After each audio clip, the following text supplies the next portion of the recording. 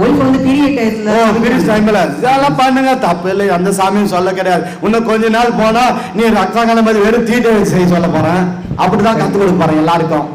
ஆமா, அடுத்தலாம் ரத்த கணபதி உபாசனை, நீ பெரிய டாப்பெல்லாம் வரும்போது தீட்டை எடுத்து மந்திரத்தை பண்ண சொல்லுவேன்.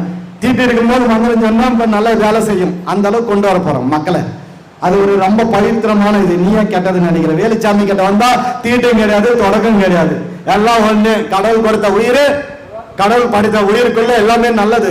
வெளியே வந்த மட்டும் ஏன் நம்ம தீட்டுன்னு நினைக்கிறோம், அது ஒரு நல்லதுதான். நம்மள உயிரை காப்பாற்றக்கூடிய கடவுள்னு கூட சொல்லலாம். அது கூட புரியுதுங்களா? மாசம் மாசம் ஒரு பெண்ணுடைய உயிரை காப்பாத்துது.